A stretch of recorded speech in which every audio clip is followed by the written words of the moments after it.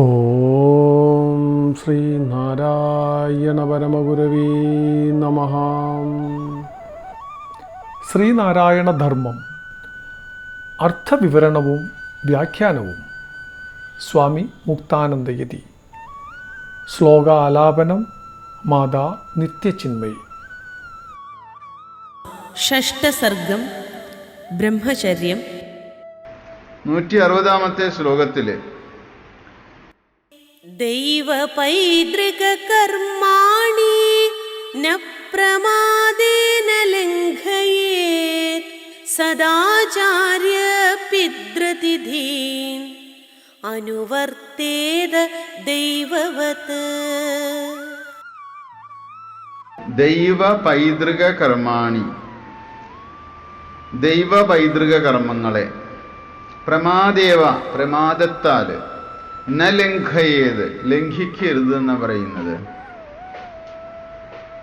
പൈതൃക കർമ്മം, ദൈവകർമ്മം തുടങ്ങിയവ ഇന്നത്തെ അടുത്ത അധ്യായത്തിൽ പറയാൻ പോകുന്നതാണ്. പഞ്ചയജ്ഞങ്ങൾ, പഞ്ചമഹായജ്ഞങ്ങൾ. അതിൽ ബ്രഹ്മയജ്ഞം, പിതൃയജ്ഞം, ദൈവയജ്ഞം, ഭൂതയജ്ഞം, മനുഷ്യയജ്ഞം എന്ന 5 യജ്ഞങ്ങളെ കുറിച്ച് പറയും. അത് ഗാർഹസ്ഥ്യ ജീവിതത്തിൽ അനുവർത്തേയങ്ങളാണ്. അപ്പം അങ്ങനെ നമ്മൾ നമ്മുടെ പൂർവികന്മാരെ ആദരിക്കുക, ബഹുമാനിക്കുക, ഈശ്വര ആരാധന ചെയ്യുക. ഈശ്വരാരാധനയും നമ്മളുടെ പൂർവികന്മാരിലുള്ള ആ നന്മയിലുള്ള വിശ്വാസവും നമ്മൾ ഒരിക്കലും ഉപേക്ഷിക്കാൻ പാടില്ല. അത് ലംഘിക്കാൻ പാടില്ല. ധർമ്മമാണത്. എന്ന് പറഞ്ഞാൽ എന്താ? നമുക്ക് ജന്മം നൽകിയ അച്ഛൻ, അമ്മ, അവരുടെ അച്ഛൻ, അമ്മ, ഇതൊക്കെ തലമുറകളിലൂടെ നമുക്ക് കിട്ടിയിട്ടുള്ള, നമ്മുടെ ഈ ജന്മത്തിൽ ധർമ്മം കേൾക്കാൻ ഇടവരുത്തിയ ഒരു സദ്സമ്പത്താണ്. അല്ലെങ്കിൽ നമുക്കിത് കേൾക്കാൻ കഴിയുമോ, അറിയാൻ കഴിയുമോ? ഈശ്വരനിലേക്കുള്ള പ്രയാണം സുഗമമായി കിട്ടിയത് അവർ മുഖാന്തിരമാണ്. അതുകൊണ്ട് അവരോട് രേഖപ്പെടുത്തുന്ന കൃതജ്ഞത ഏത് തരത്തിലായാലും, അത് ഗാർഹസ്ഥ്യ ജീവിതത്തിലെ ശ്രാദ്ധരൂപത്തിലായാലും ഈശ്വരാരാധന എന്ന രീതിയിലായാലും അതിലൊന്നും ലംഘനം ഉണ്ടാകാൻ പാടില്ല. പൂർവികരെ നമ്മൾ റെസ്പെക്റ്റ് ചെയ്യും. ആ റെസ്പെക്റ്റ് നമ്മുടെ ഹൃദയത്തിലും ഉണ്ടാകണം എപ്പോഴും. നമ്മൾ ആചാരം കൊണ്ട് മാത്രം ചെയ്താൽ പോരാ, ആത്മാവ് കൊണ്ടും അത് ചെയ്യണം. പിന്നെ ദൈവം എന്നത് ഈശ്വരൻ. ഈശ്വരനിലുള്ള കറകളഞ്ഞ വിശ്വാസം, ഈശ്വരാരാധനയും ഓരോ ഗൃഹത്തിലും ഉണ്ടായിരിക്കണം, മനസ്സിലുണ്ടായിരിക്കണം. സദാ ദിനം പ്രതി എല്ലാ ദിവസവും ആചാര്യ പിതൃ അതിഥീൻ, ആചാര്യൻ, പിതാവ്, അതിഥി, ഇവരെ ദൈവവത്, ദൈവത്തെ പോലെ അനുവർത്തിക്കണം. എന്നുവെച്ചാൽ അവരെ ആദരിക്കണം എന്നാണ് പറയുന്നത്. അപ്പോൾ സാധാരണ ലൈഫിൽ നമുക്കത് ഗ്രാമീണ ജീവിതത്തിലൊക്കെ പോയി കഴിഞ്ഞാൽ അവിടെ ധർമ്മത്തിൻ്റെ അഭാവം കൊണ്ടാണ് യഥാർത്ഥത്തിൽ അച്ഛനമ്മമാരോടൊന്നും ഒരു ആദരവോ ബഹുമാനമൊന്നും ഇല്ലാതെ മക്കൾ പെരുമാറുന്നത്.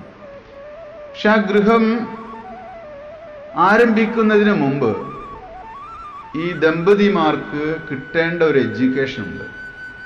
ഒരു പെൺകുട്ടി വരുന്ന ഗൃഹം, ആൺകുട്ടി വരുന്ന ഗൃഹം, അവർ മുമ്പേ ഒരു ധാർമ്മികമായ ജീവിതം നയിച്ച ഗൃഹത്തിൽ നിന്നാണ് വരുന്നതെങ്കിൽ അവർക്ക് ധർമ്മബോധം ഉണ്ടാകും. പക്ഷേ ഇന്നത്തെ കാലത്ത് പലരിലും അതില്ല എന്നുള്ളത് നമുക്കറിയാം. കഴിഞ്ഞ ഒരു തലമുറയെ എടുത്തു നോക്കുകയാണെങ്കിൽ മിക്ക വീടുകളിലും അച്ഛനമ്മമാർ തമ്മിലുള്ള സ്വരച്ചേർച്ചയില്ലായ്മ, അച്ഛൻ മദ്യപിക്കുകയും അമ്മയെ അനാദരിക്കുകയും ഒക്കെ ചെയ്യുന്നത് കാണുമ്പോൾ അതിനെ എല്ലാം മക്കൾ കണ്ടു മനസ്സിലാക്കുകയും മക്കൾക്ക് കിട്ടേണ്ടുന്ന സ്നേഹവും പരിചരണവും ആദരവും ഒന്നും അച്ഛനമ്മയിൽ നിന്നും കിട്ടിയിട്ടില്ല. അതുകൊണ്ട് മക്കളെല്ലാം നിഷേധികളായിട്ട് വളരും. അവർ അച്ഛനെയും അമ്മയെയും മാത്രമല്ല, അവർ സമൂഹത്തിലെ നല്ലതിനെയും തള്ളിക്കളയും. ഒരു സത്സംഗത്തിലേക്ക് വരാൻ മക്കളെ വിളിച്ചാൽ വരില്ല. കാരണം എന്താ? അവർ കണ്ടു വളർന്ന അച്ഛനമ്മയും അവരുടെ യുവത്വത്തിൽ അതൊന്നും ചെയ്തിരുന്നില്ല. വാർദ്ധക്യത്തിനോട് അടുക്കുമ്പോൾ സത്സംഗത്തെക്കുറിച്ച് അവർ പറയുന്നുള്ളൂ. മക്കൾ എങ്ങനെ അനുസരിക്കും? അതാണ് അതിൻ്റെ ദോഷം. അപ്പോൾ മക്കളിൽ അത് ജന്മനാ കിട്ടണമായിരുന്നു. ജനിക്കുന്നതിന് മുമ്പേ ആ ധർമ്മം അച്ഛനിലും അമ്മയിലും ഉണ്ടെങ്കിലായിരുന്നു മക്കൾ ഇതൊക്കെ അനുസരിക്കുള്ളൂ. അപ്പോൾ നമ്മൾ ഇനിയും പുതിയ തലമുറയെ വാർത്തെടുക്കുമ്പോൾ ആ തലമുറകളിൽ ധാർമ്മിക ബോധം ഉണ്ടെങ്കിൽ അവർ ആചാര്യനെ ആദരിക്കും, പിതാവിനെ ആദരിക്കും, അതിഥിയെ ആദരിക്കും. ഒരു ആചാര്യനെ ആദരിക്കുന്നത് മാമൂൽ പ്രകാരം എന്തിനു വേണ്ടിയാണ്? ആചാര്യൻ എന്ന് പറഞ്ഞാൽ അറിവ് പകർന്നു തരുന്ന വ്യക്തിയാണ്. അറിവ് പകർന്നു തരുന്ന വ്യക്തിയെ ആദരിക്കേണ്ടത് എന്തിനു വേണ്ടിയാണ്? അത് അറിവ് ശ്രവിച്ച് അറിവിൻ്റെ പ്രയോജനം ഉണ്ടാക്കുന്നവർക്കാണ് അതിൻ്റെ വില അറിയുള്ളൂ. അപ്പോൾ ചില ഗൃഹങ്ങളിൽ അറിവിനെക്കുറിച്ചുള്ള ധർമ്മത്തെക്കുറിച്ചുള്ള ബോധമൊന്നും കിട്ടാത്തത് കൊണ്ട് അവർക്ക് ഒരു ആചാര്യൻ്റെയോ ഗുരുവിൻ്റെയോ വില എന്തെന്ന് അറിയുകയില്ല. അതുകൊണ്ടാണ് പല ഇടങ്ങളിലും ഗുരുനിന്ദയും ആചാര്യനിന്ദയും ഒക്കെ എല്ലായിടത്തും കാണുന്നത്. പക്ഷെ പഴയ കാലത്ത് ഒരു ഗുരു ആചാര്യൻ എപ്പോഴും വന്ദ്യനായിരുന്നു, നിന്ദ്യനായിരുന്നില്ല. അത് ഒരു വലിയ പദവിയിലിരിക്കുന്ന ആളും ആ ഗുരുവിനെ വന്ദിക്കുമായിരുന്നു. ആ വന്ദിക്കുന്നത് ഗുരുവിൻ്റെ ശരീരത്തിനെയല്ല, മനസ്സിനെയല്ല, പദവിയെയുമല്ല. ആ വ്യക്തി പ്രതിനിധാനം ചെയ്യുന്ന അറിവിനെയും ആ അറിവിൻ്റെ പരമ്പരയെയുമാണ് വന്ദിക്കുന്നത്. ആ അറിവ് കൈവന്ന വഴിയെയാണ് വന്ദിക്കുന്നത്. അപ്പോൾ അങ്ങനെ ആ സംസ്കാരത്തെ നമുക്ക് നിലനിർത്താൻ കഴിയും. ഇന്ന് നമുക്ക് പലയിടങ്ങളിലും അത് കാണുന്നില്ല. അതുകൊണ്ടാണ് പലയിടത്തും ഒത്തിരി പ്രയാസങ്ങൾ ഉണ്ടായി കാണുന്നത്. അപ്പോൾ പറയുന്നു, നമ്മൾ നിത്യവും ചെയ്യേണ്ട ദൈവ പൈതൃക കർമ്മങ്ങൾ ലംഘിക്കാൻ പാടില്ല. ആചാര്യനെയും പിതാവിനെയും അതിഥിയെയും ദൈവത്തെ പോലെ പരമമായിട്ട് കണ്ട് അവരെ അനുവർത്തിക്കണം, അവരെ ആദരിക്കണം, ബഹുമാനിക്കണം. സദാമാചാരോപദേശോ ഗൃഹ്ണീയത് പുണ്യകർമ്മവത് ബ്രഹ്മചര്യം തപോനൂനം വിദ്യാഭ്യാസായ കൽപ്പതേ. സദാം സജ്ജനങ്ങളുടെ ആചാരോപദേശവും ആചാരത്തെയും ഉപദേശത്തെയും പുണ്യകർമ്മവത് പുണ്യകർമ്മത്തെ പോലെ ഗൃഹീയാത് ഗ്രഹിക്കണം. ബ്രഹ്മചര്യം തപഃ ബ്രഹ്മചര്യവ്രതം നൂനം നിശ്ചയമായും വിദ്യാഭ്യാസായ കൽപ്പതേ വിദ്യാഭ്യാസത്തിന് വിധിക്കപ്പെട്ടിരിക്കുന്നു. സജ്ജനം എന്നത് സാത്വിക വൃത്തിയുള്ള സാത്വിക മനസ്സുള്ള വ്യക്തികളാണ് സജ്ജനം. രജസും തമസും വർദ്ധിച്ചിരിക്കുമ്പോൾ അവരിൽ വൃത്തികളിൽ അല്പം ദുർജനപ്രിയത വരും, ദുർജന സംസ്കാരം ഉണ്ടായിരിക്കും. അപ്പോൾ സാത്വിക വൃത്തിയുള്ള സത്വഗുണമുള്ള വ്യക്തികളെ സജ്ജനം എന്ന് പറയും.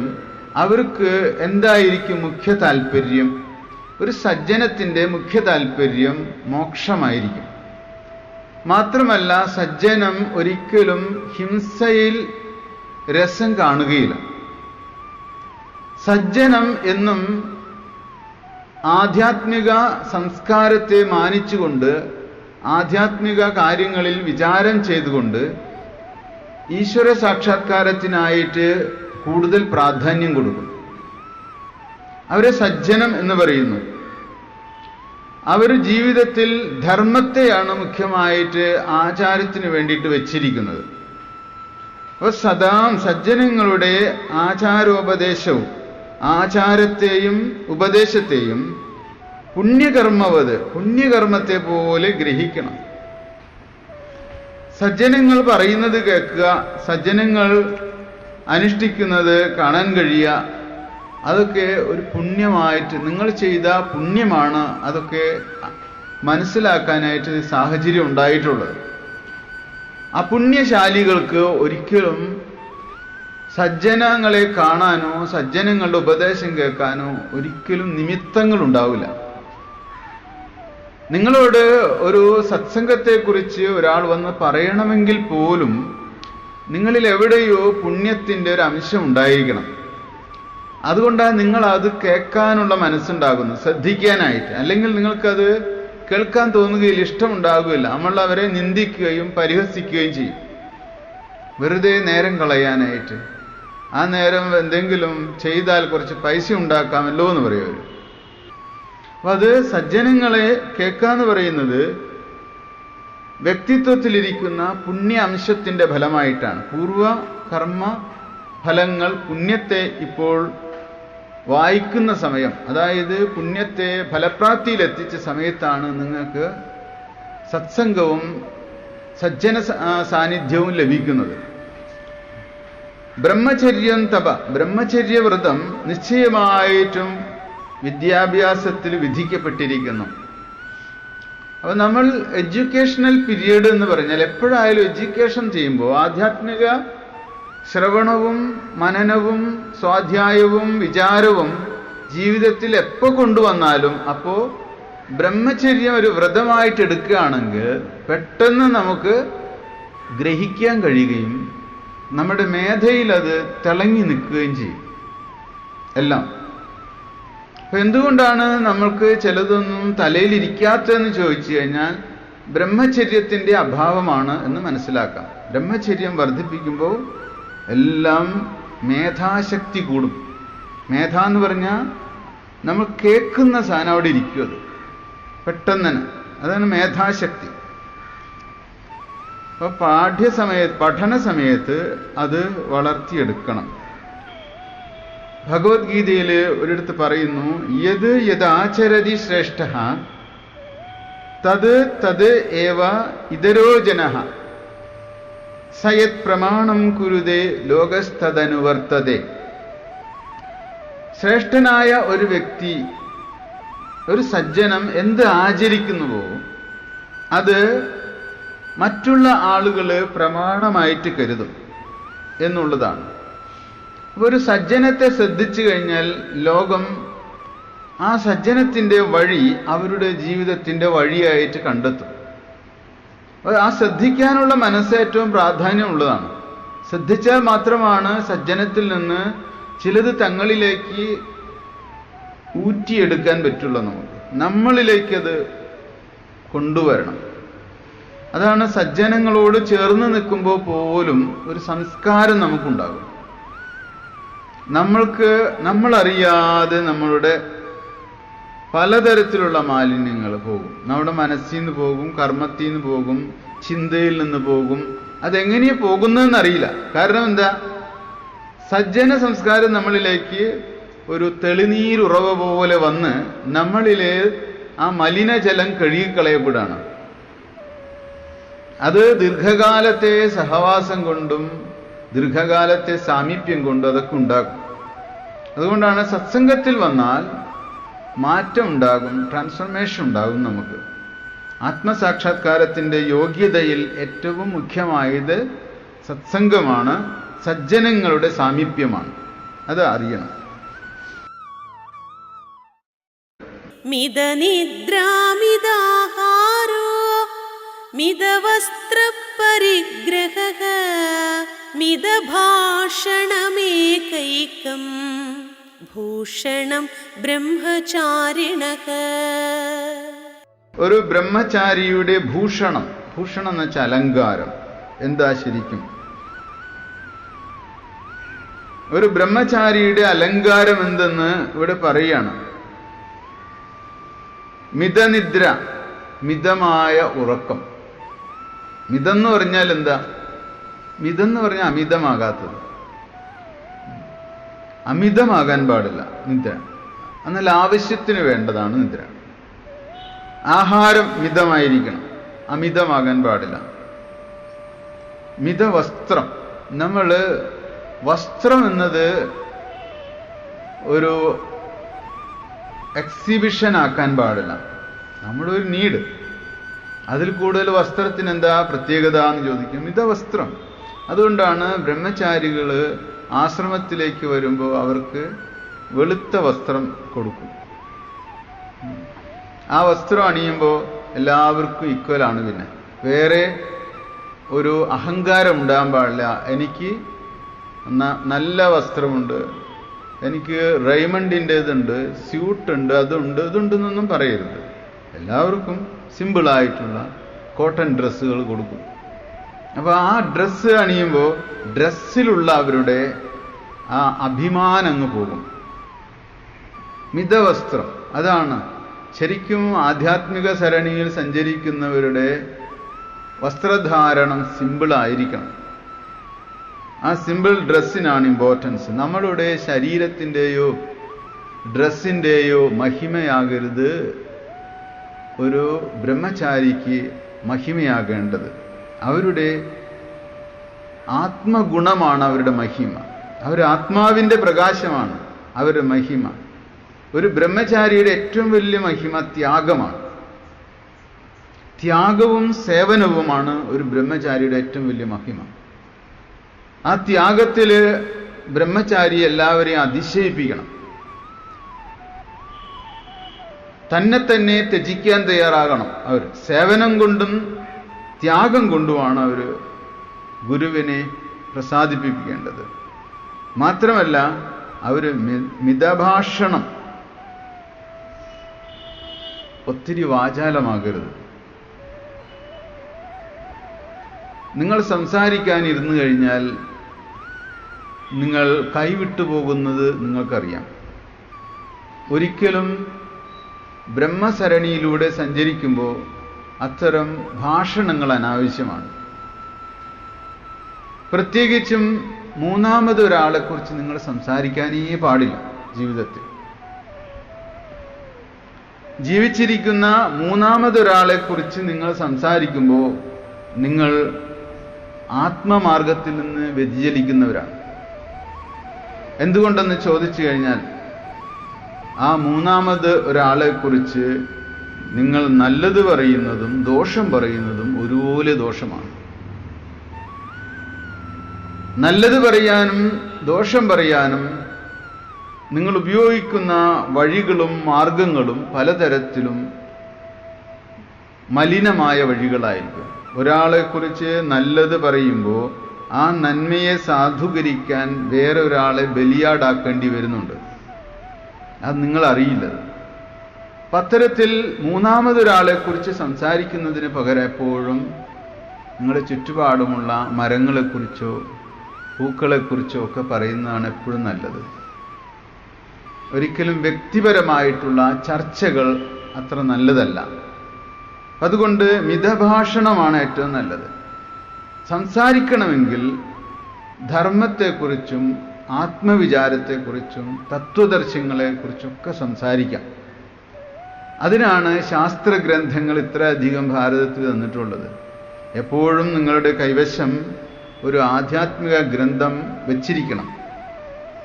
എവിടെ പോകുമ്പോഴും രണ്ടുപേർ കൂടിയിരിക്കുമ്പോൾ അതിലൊരു ശ്ലോകം വായിച്ച്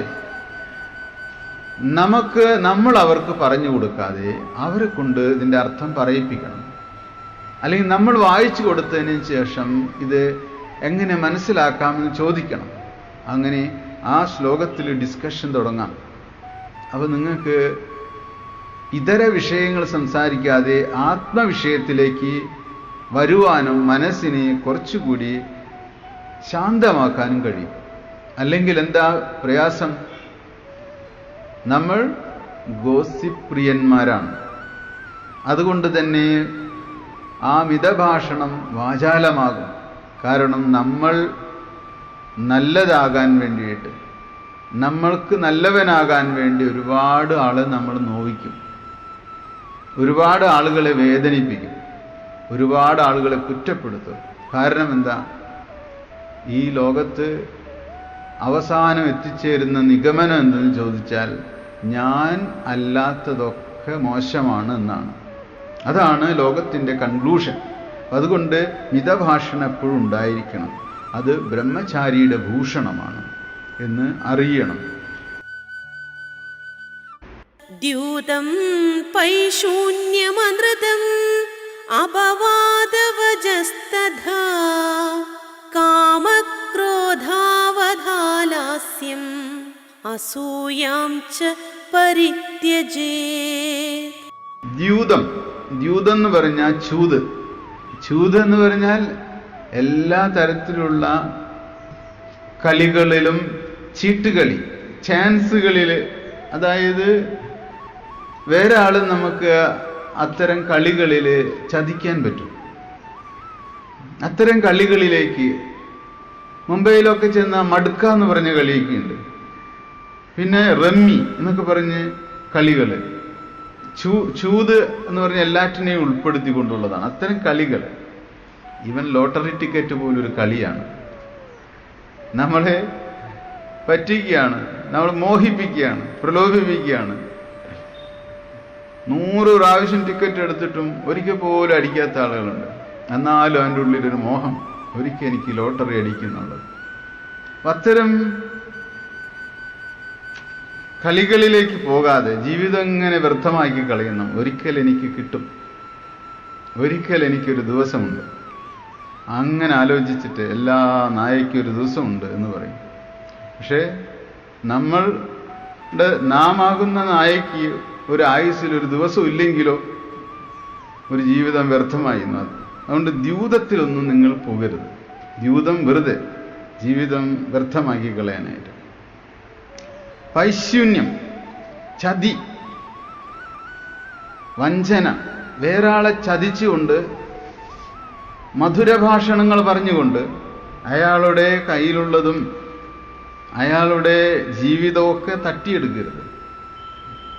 പൈശൂന്യം പാടില്ല, ചതി ചെയ്യാൻ പാടില്ല. ഉള്ളിൽ നിഷ്കളങ്കമായിരിക്കപ്പെടും. അതിൽ നിന്ന് നിങ്ങൾ നേട്ടങ്ങൾ ഉണ്ടാക്കരുത്. എന്തെങ്കിലും നമ്മളുടെ സ്വാർത്ഥതയ്ക്ക് വേണ്ടിയിട്ട് വേറെ ആളെ കുറിച്ച് അപവാദം പറയുക, എന്തെങ്കിലുമൊക്കെ പറയാം, ചതിക്കുക, വഞ്ചിക്കുക, അത് ഹൃദയത്തിലുണ്ടാകാൻ പാടില്ല അതൊരിക്കലും. അനൃതം, കള്ളം, അസത്യത്തെക്കുറിച്ചും നമ്മൾ പറഞ്ഞിട്ടുണ്ട്. കള്ളം പറയരുത്, കള്ളം കാണിക്കരുത്. അപവാദവചഃ, അപവാദ വാക്കുകൾ പറയരുത്. മിക്കപ്പോഴും ആളുകൾ അപവാദ വാക്കുകളാണ് ലോകത്തെ നേരിടാനായിട്ട് ഉപയോഗിക്കുന്നത്. രാഷ്ട്രീയത്തിൽ കാണാം, ആധ്യാത്മിക ലോകത്തും കാണാം. ഈ അപവാദങ്ങൾ പറഞ്ഞു വരുത്താം ഒരാളെ കുറിച്ചിട്ട്. അപ്പൊ അപവാദം ഉണ്ടാകുന്ന ഒരു സമൂഹം എന്ന് പറഞ്ഞാൽ കപട സമൂഹത്തിലാണ് അപവാദങ്ങൾ പെട്ടെന്ന് പടർന്ന് പന്തലിക്കുന്നത്.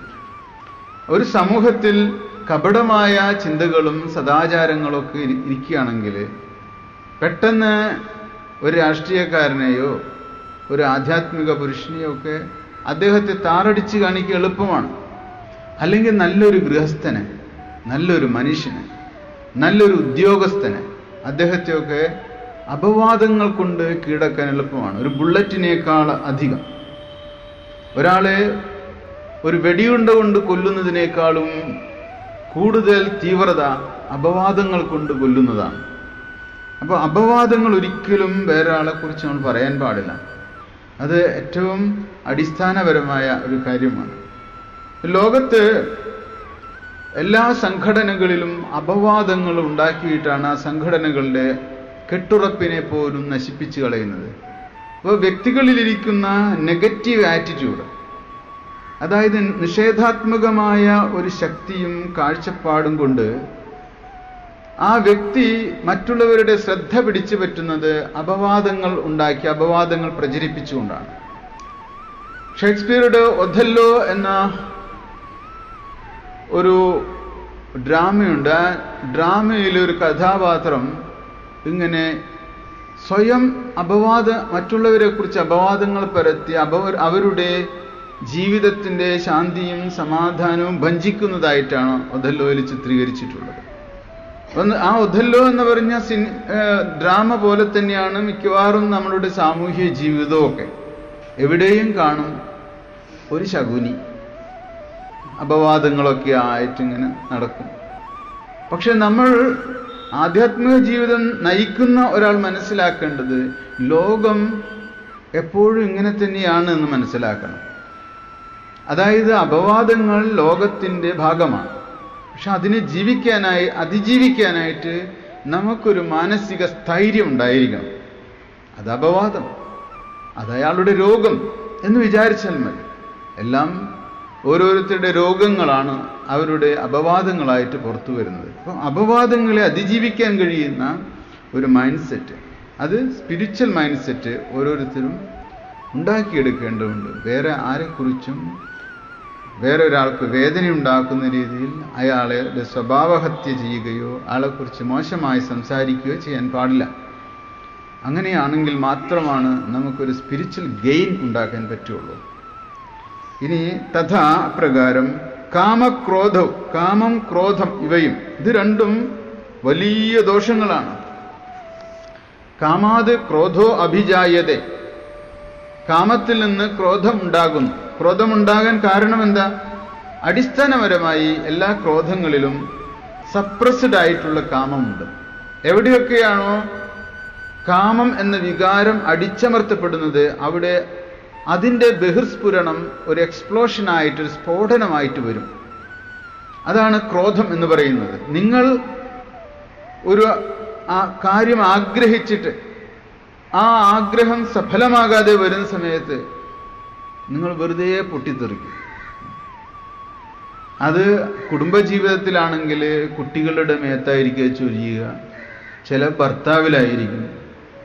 ഇവർ രണ്ടുപേരിലും ഈ ക്രോധം ചൊരിഞ്ഞിട്ട് നിൽക്കാതെ വരുമ്പോൾ അയൽക്കാരിയിലോ അയൽക്കാരനിലോ ചൊരിയും. ഇതുമല്ലാതെ വരുമ്പോൾ ഓഫീസിൽ കൊണ്ടുപോയിട്ട് ഈ ക്രോധം ചൊരിയും. അപ്പം മനുഷ്യനെ സംബന്ധിച്ചിടത്തോളം അടിസ്ഥാനപരമായി അവൻ്റെ ക്രോധം വരുന്നത് അവൻ്റെ റിപ്രസ്ഡ് ആയിട്ടുള്ള കാമത്തിൽ നിന്നാണ്. അതുകൊണ്ട് നാം കാമിക്കുമ്പോൾ ആ കാമം ഒരു വലിയ ഊർജം നമ്മളിൽ രൂപം കൊള്ളിക്കും. ഒരു വലിയ മേഘം വന്ന് ആകാശത്തിന് മുകളിൽ നിന്ന് നിൽക്കുന്ന പോലെയാണ്, അതങ്ങ് വർഷിക്കപ്പെടും ആ മേഘം. അതുപോലെ കാമം വന്ന് ഉരുണ്ടുകൂടിയിട്ട് മനസ്സിൽ വന്നിട്ട് ഇങ്ങനെ വിങ്ങി നിറയും. അപ്പം എന്നിട്ട് അത് പൊട്ടിത്തെറിക്കുന്നത് ക്രോധം. അത് അഗ്നി പോലെയാണ്, ഇടിമിന്നൽ പോലെ. മേഘം വന്ന് നിറഞ്ഞ് അടുത്ത മേഘമായിട്ട് ഇങ്ങ് ഇടിക്കും. അപ്പോൾ ഇടിമിന്നൽ പോലെ അങ്ങ് ക്രോധാഗ്നിയായിട്ട് മാറുള്ളൂ.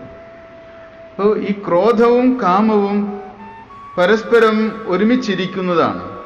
അതുകൊണ്ടാണ് പറയുന്നത് ബ്രഹ്മചാരി കാമക്രോധങ്ങളിൽ നിന്നൊക്കെ പുറത്തു കടക്കണം. രാഗദ്വേഷങ്ങളുള്ളവർക്ക് ആ കാമക്രോധങ്ങളും ഉണ്ടാവുള്ളൂ. ചിലതിനോട് ഇഷ്ടവും ചിലതിനോട് അനിഷ്ടവും, ചിലതിനോട് പറ്റലും ചിലതിനോട് വിരോധവും ഒക്കെ ഉണ്ടാക്കുന്നത് ഒരു ബ്രഹ്മചാരിക്ക് ചേർന്നതല്ല. ഒരു ബ്രഹ്മചാരി എല്ലാറ്റിലും സമത്വം കാണാൻ പഠിക്കണം. എല്ലാറ്റിലും ഈശ്വരനെ കാണുന്നത് തന്നെയാണ് സമത്വം എന്ന് പറയുന്നത്. വിദ്യാ വിനയസമ്പന്നി ബ്രാഹ്മണേ ഗവിഹസ്തിനി ശുനി ചൈവ ശപാകേച പണ്ഡിതാഹ സമദർശിനഃ. പണ്ഡിതൻ എന്ന് പറയുന്ന ആ വ്യക്തിക്ക് ബ്രാഹ്മണനിലും പശുവിലും അതുപോലെ പട്ടിയിലും പട്ടിയെ തിന്നുന്നവനിലും ഒക്കെ സമദർശിത്വം ഉണ്ടായിരിക്കണം. സമദർശിത്വം എന്ന് പറയുന്ന വാക്കിൻ്റെ അർത്ഥം തന്നെ എല്ലാവരിലും ഈശ്വരനെ കാണാൻ പഠിക്കണം എന്നാണ്. ഈശ്വരനെ നിങ്ങൾ കാണാൻ പാടുള്ളൂ. ഒരാളുടെ പേരും മുഖവും മറക്കണം. പേരും മുഖവും മറന്നിട്ട് ഈശ്വരനാണ് ആ വ്യക്തി, ഈശ്വരൻ ആണ് ആ വ്യക്തിയുടെ അകമേ പ്രകാശിക്കുന്നത് എന്ന് കാണാൻ കഴിയുമ്പോൾ പിന്നെ നമുക്ക് പക്ഷപാതം ഉണ്ടാകില്ല, രാഗദ്വേഷങ്ങൾ ഉണ്ടാകില്ല. ജീവിതം വളരെ സ്മൂത്തായിട്ട് കൊണ്ടുപോവുകയും ചെയ്യാം. അനന്തരം ആലസ്യം മടി അസൂയാം അസൂയവയെയും പരിത്യജേത്. ആലസ്യം എന്ന് പറയുന്നത് മുന്നോട്ടുള്ള പ്രയാണത്തെ തടുക്കുന്ന ഒരു ഘടകമാണ്. ഏതെങ്കിലും ഒരു ധർമാചരണം ചെയ്യുന്ന കാര്യത്തിൽ നിങ്ങൾ മടി പിടിച്ചിരിക്കാൻ പാടില്ല. കാലക്രമത്തിൽ ഈ മടി വളർന്ന് ഒരു ധർമ്മവും ആചരിക്കാൻ കഴിയാത്ത വിധത്തിൽ നിങ്ങൾ മടിയന്മാരായിട്ട് തീരുക മാത്രമല്ല, അലസന്മാരും കർമ്മങ്ങളെ ദീർഘകാലത്തേക്ക് നീട്ടിവെക്കുന്നവരും നാളെ ചെയ്യാം നാളെ ചെയ്യാം നാളെ ചെയ്യാം എന്ന് പറഞ്ഞു നടക്കുന്ന ലോട്ടറി ടിക്കറ്റുകാരൻ്റെ പോലെ ആവുകയും ചെയ്യും അവസാനം.